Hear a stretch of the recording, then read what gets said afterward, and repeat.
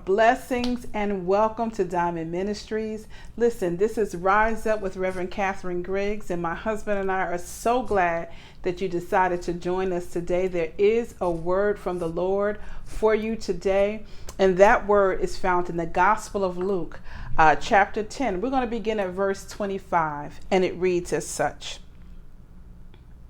And behold, a certain lawyer stood up and tested him, saying, Teacher, what shall I do to inherit eternal life? He said to him, What is written in the law? What is your reading of it? So he answered and said, You shall love the Lord your God with all your heart, with all your soul, with all your strength, and with all your mind, and your neighbor as yourself. And he said to him, You have answered rightly, do this, and you will live. But he, wanting to justify himself, said to Jesus, And who is my neighbor? Then Jesus answered and said, A certain man went down from Jerusalem to Jericho and fell among thieves, who stripped him of his clothing, wounded him, and departed, leaving him for half dead. Now by chance, a certain priest came down that road. And when he saw him, he passed by him on the other side. Likewise, a Levite, when he arrived at the place, came and looked and passed by on the other side. But a certain Samaritan, as he journeyed, came where he was. And when he saw him, he had compassion. So he went to him and bandaged his wounds, pouring on oil and wine, and he set him on his own animal, brought him to an inn, and took care of him. On the next day when he departed, he took out 2 denarii, gave them to the innkeeper, and said to him, Take care of him, and whatever you spend, when I come again, I will repay you. So which of these 3 do you think was neighbor to him who fell among the thieves? And he said, He who showed mercy on him. Then Jesus said to him, Go and do likewise. The word of the Lord is already blessed. As a kid, many of us sat in front of a TV and watched as the camera showed views of a neighborhood in a trolley car. And then pans to inside a house where we watched an older gentleman take off his jacket and dress shoes and put on a sweater and sneakers that he retrieved from his closet. This man then began to speak to us directly about various issues. He took us on tours and introduced us to experiments, crafts, and music. The host also included puppets on the show, but the highlight of the show is when the host visited different neighborhoods where he interviewed people who talked about their works and contributions. This children's show was intentional in its scope, practice, and assignment to produce content that was community focused and showed concern for others. Although Mr. Rogers' Neighborhood went off the air in 2001, the title of its theme song is what none of us will ever forget. Its composer and host of the show, Fred Rogers, asked us a question. And that question is still relevant today. And the question is, won't you be my neighbor? In our text today, we find Jesus in dialogue with a certain lawyer who had the misguided notion that he could test Jesus. This misguided lawyer asked Jesus sarcastically, Teacher, what shall I do to inherit eternal life? As Lord and Savior, Jesus, knowing the intent of the lawyer's heart and his question, responds, What is written in the law? What is your reading of it? And the lawyer answers Jesus with what the law says. Now Jesus, who knew that as a lawyer he knew the law, told him, "You have answered rightly. Do this and you will live." Now, if the lawyer's inquiry was genuine, that should have been the end of the conversation. But since the Bible lets us know in verse 29, the original intent of the lawyer's inquiry, which was wanting to justify himself, he asked the final question to Jesus: "And who is my neighbor?" And in the lyrical style that Jesus is fondly known for, our Savior answers the lawyer with a parable. In the parable, Jesus told him the story about a man who traveled from Jerusalem to Jericho and was robbed by thieves. They stripped his clothes off of him and then proceeded to beat him till he was half dead. As the man lay there, the Bible tells us that a priest, yes, clergy, a man of the cloth, a servant of the Most High God, was walking down the same road and saw the man. And instead of checking on him or helping him or even praying for the man, God's representative chose to pass the man on the other side of the road. That street must have been very busy that day, because a Levite also came down that same road. And when he came upon the wounded, half-dead man, he got closer to the situation, came and looked at the man, and then made the same decision to pass the man by on the other side of the road. So the Levite from the tribe of Levi, who were responsible for the religious leadership of the Jews, got closer to the situation than the priest, but then he made the same choice as the priest, to distance himself from the almost dead man and distance himself from the situation.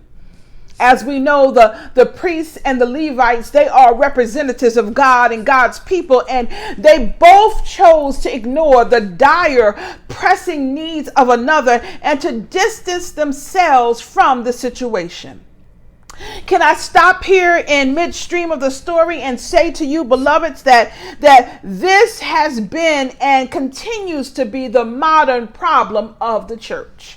You see, many of us are representatives of God. We learn about the myriad of issues in the world today. And we are fine with looking at it from a comfortable distance, from our televisions or our phones or our tablets. But we keep a healthy distance. We keep a healthy distance from it. And we do not engage ourselves in trying to help those that are wounded, or those that are left for dead, or those that are imprisoned behind bars and they are innocent. We choose not to get involved. And yes, even during a pandemic, there are many ways that we can still get involved. We know about human trafficking, and the thousands of children and women that go missing in this country every year, even boys. But we make a decision to cross the proverbial street and distance ourselves from the situation. See, many of us have said, and I've heard it said, I couldn't live in a time of slavery. I would have had to be like Nat Turner and risen up. But we have modern day slavery right beneath our eyes today. Do you understand that the Atlanta Star reports that over 64,000 black women have gone missing since 2010? And the Amsterdam News shared that the Black and Missing Foundation compiled statistics from the FBI that in 2016 alone, 242,295 individuals of color were reported missing in these supposed United States. Modern day slavery right under our watch. And we continue to go about our lives as if nothing is happening, as if the missing don't matter.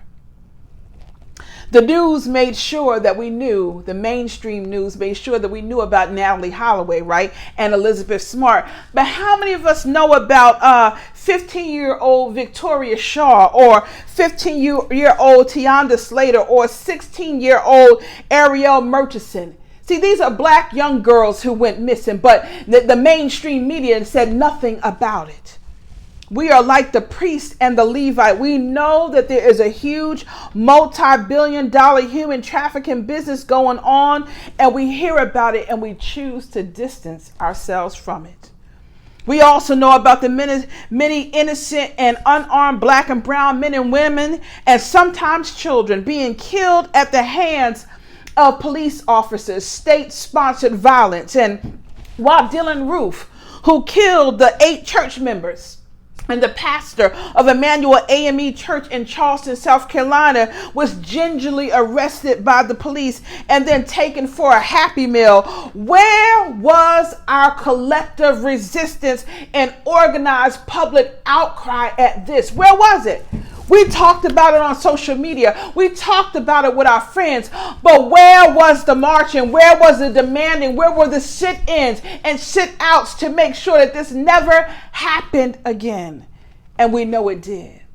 Now, not until George Floyd's death did most churches and pastors even really begin to enter the discourse, except for in February, Black History Month. We know about the hundreds, if not thousands, of innocent people sitting on death row waiting for the day to be executed simply because of the color of their skin.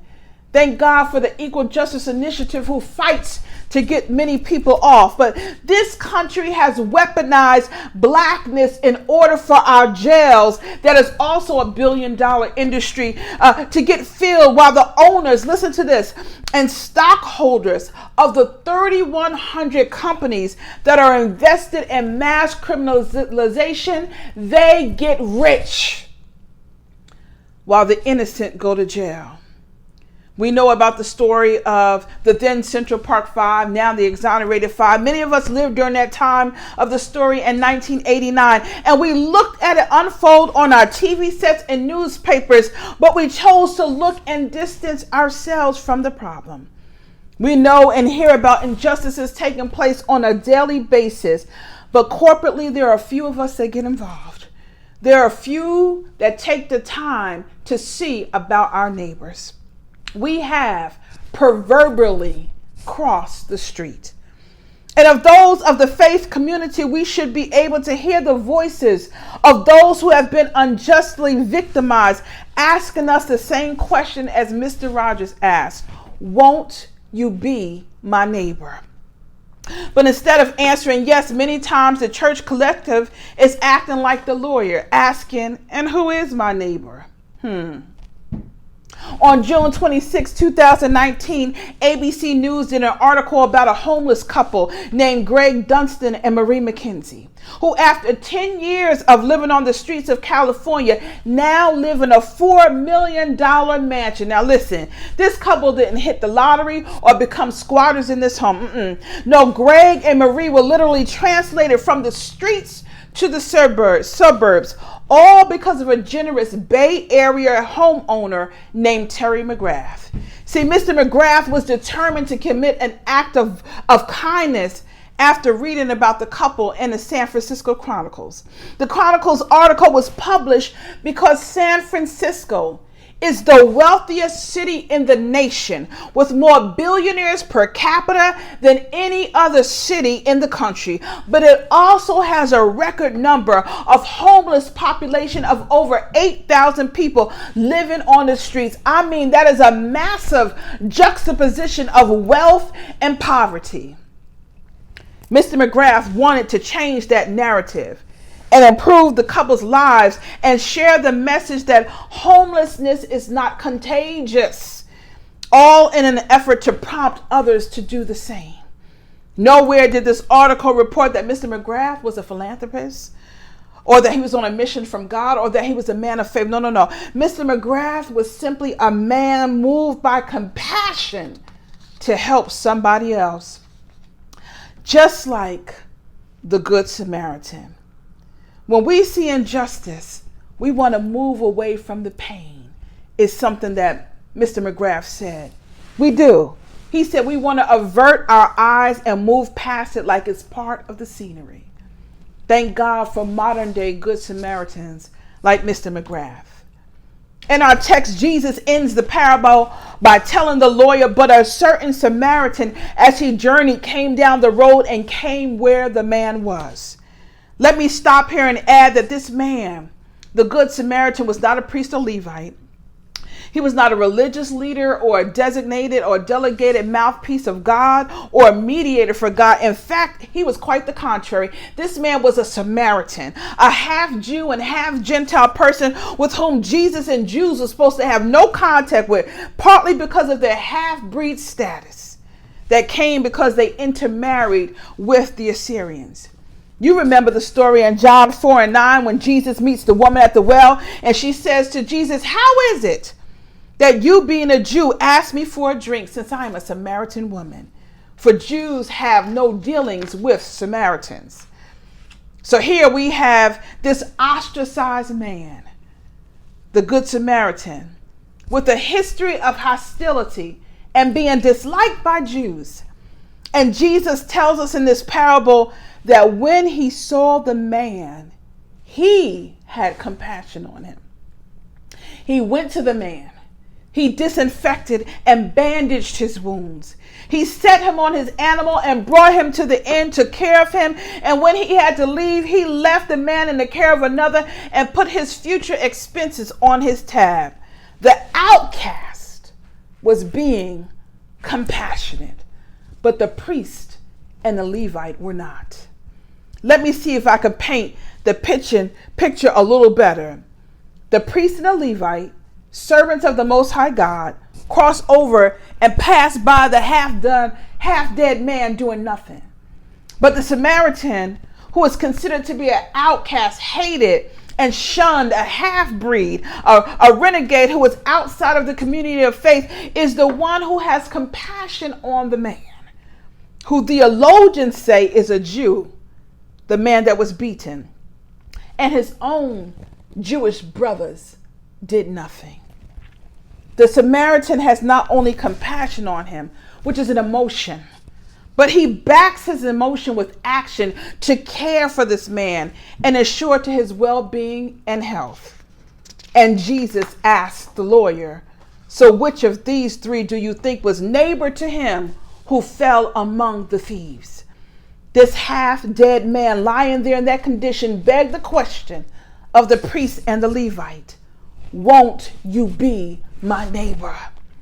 But the religious leaders could not be bothered. But someone outside of the religious circle responded to Mr. Rogers' question and the injured man's question of "Won't you be my neighbor?" And he, the least likely one, the one seemingly out of the grace and mercy of God, says yes, and demonstrates it with his actions.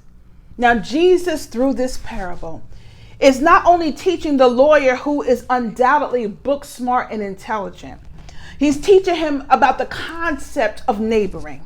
But Jesus is also speaking to his body, the church of the living God, today to say that not only socially and culturally have we lost the concept of neighboring as we quickly go in and out of our homes and passing by our real neighbors only to run to our cell phones and iPads to jump on social media and talk to friends that aren't really our friends, and to look to see how many likes we got by some people who don't even like us.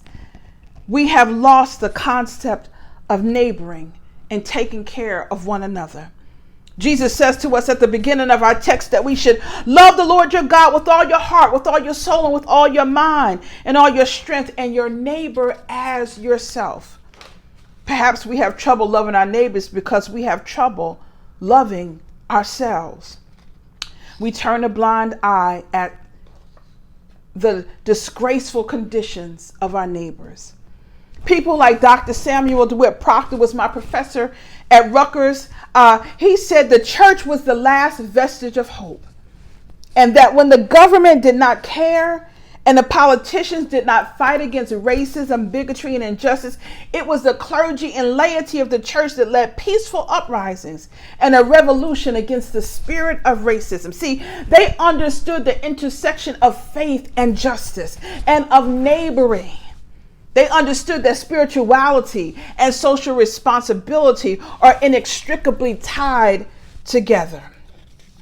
Dr. King, who was a Baptist pastor, was chosen as the first president of the SCLC. And this organization worked together to abolish legalized segregation and end the disenfranchisement of Black Southerners in a non-violent manner. Dr. King and others were arrested for standing up for liberty and justice and beaten. And Dr. King would pen his famous letter from a Birmingham jail during one of these arrests. And this is what he said. The most impactful and relevant civil rights movements were organized, founded, and funded primarily by clergy and laity, by Christians.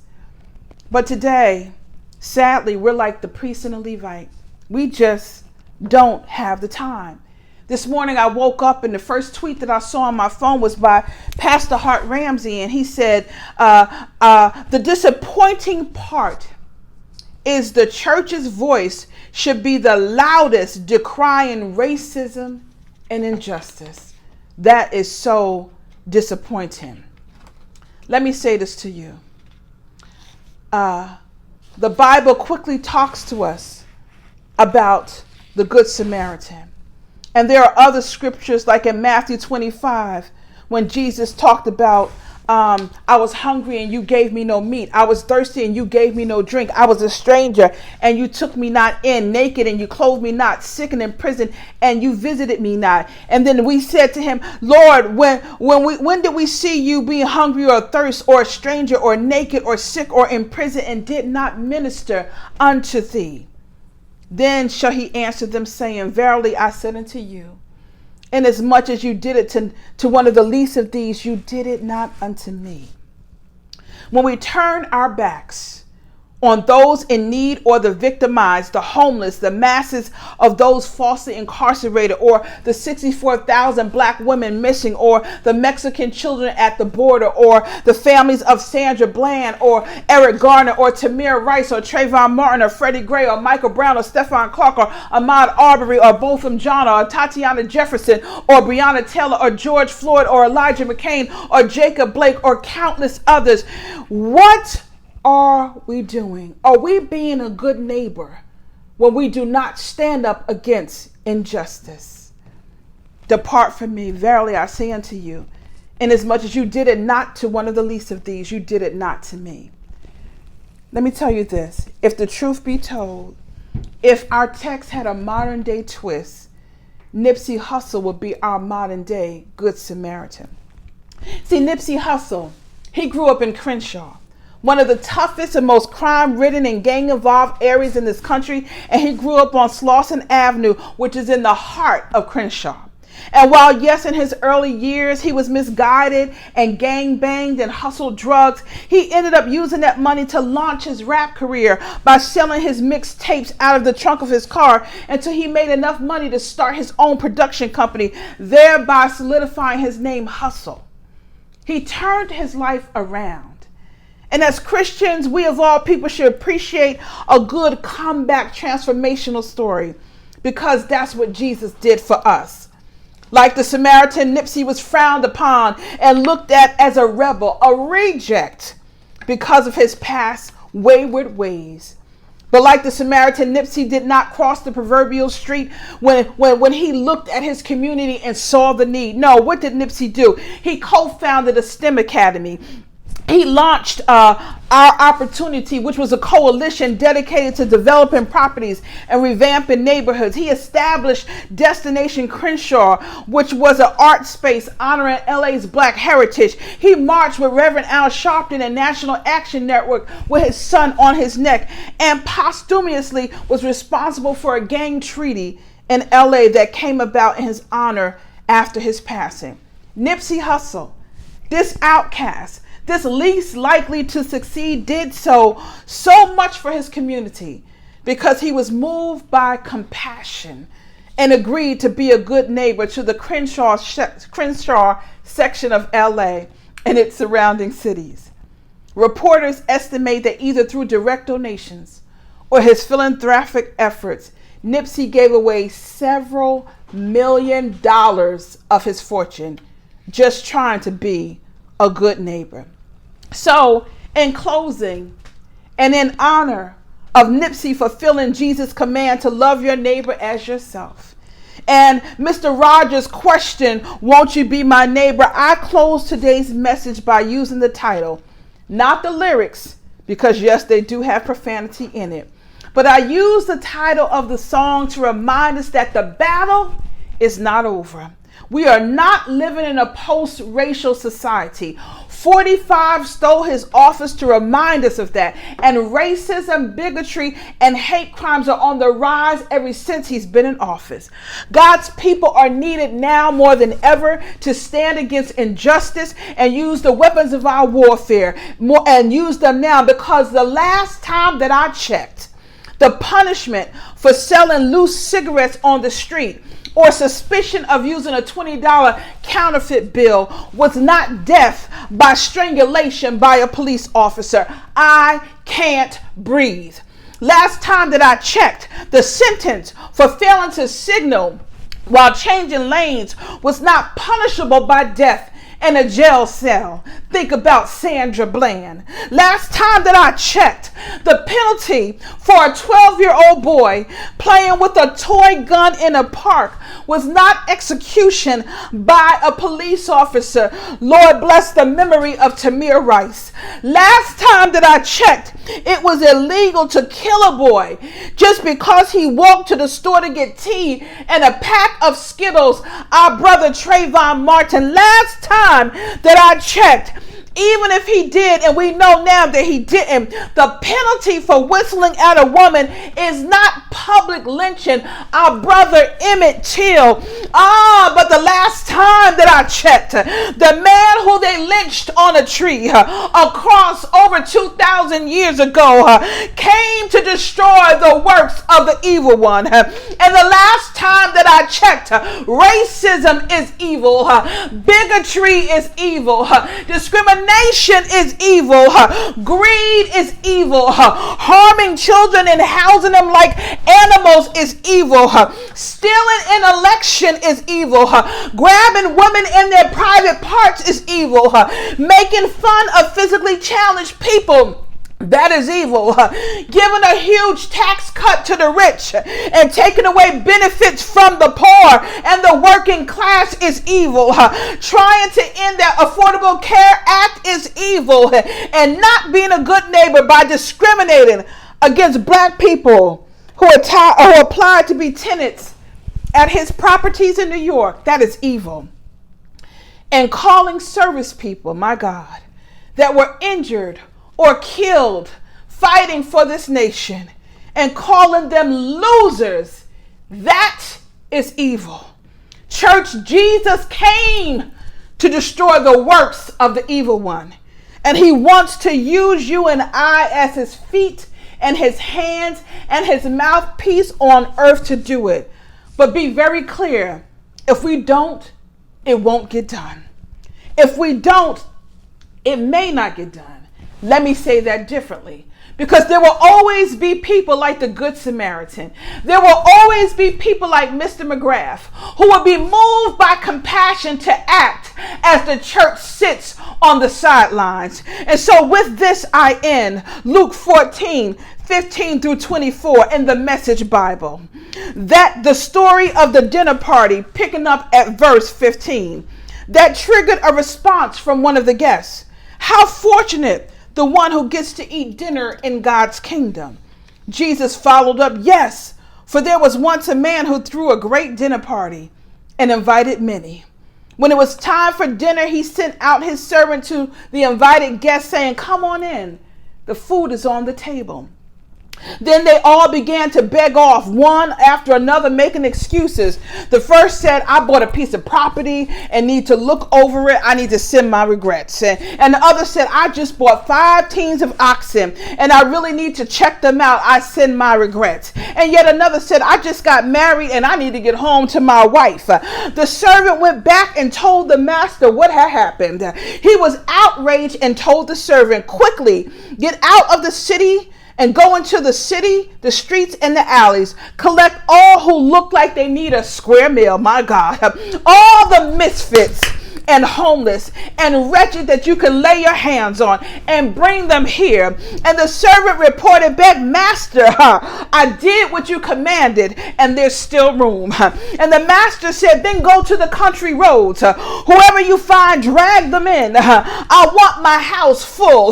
Let me tell you, not one of those originally invited is going to get as much as a bite of dinner at my party. The moral of this parable, my friends, is that the ones that were invited refused to participate in what the master had already set up for them, and thus they were left out. But beloved of God, those who were the outcasts, God has set it up in this hour that because things are so bad and the harvest is so plentiful, but the justice laborers are few, that God is using new breed people like McGrath and like he used Nipsey Hussle. Before his death, God used him. And so God is saying to us in this hour, I will use those that are willing to come. The new breed, the ones that were rejected, the ones that were considered half-breed, the ones that were considered not good enough. And God says, I will use them to do my bidding and my calling and to do my work while the rest of you sit on the sidelines. I'm going to use those who don't have a long biography, who isn't known in all the big church houses and those places, but I'm going to use them to do my work and bidding. Why? Because those that I asked first to do it, my people that are called by my name, who refuse to do it, they want to sit comfortably in the church building, but then God evicted us out of the church building because of COVID-19, and then these people still refuse to go out and to do the work of justice and see about their neighbors. They're just used to doing conferences, and they're doing that now outside the church, but refusing to get in the streets and get down and dirty and look out for the ones who were beat up like that man and how the good Samaritan was there. But God is saying in this hour that there's a new breed that I am using, and not because of their status, but because of their compassion. I'm going to use them to help fight the injustice in this world. Mr. Rogers had something when he asked the question, won't you be my neighbor? God is calling us to be neighborly, to be concerned, to be moved by compassion, and to get out there and do something other than looking out for me and mine.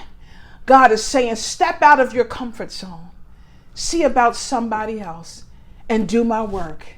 And then, and only then, will we be able to live in the beloved community. I love you to life. My husband and I are so grateful that you joined us today. It is our prayer that this message would minister to your heart and prompt you to get out and do more for those, the least of these, my brethren. We love you so much. God bless you.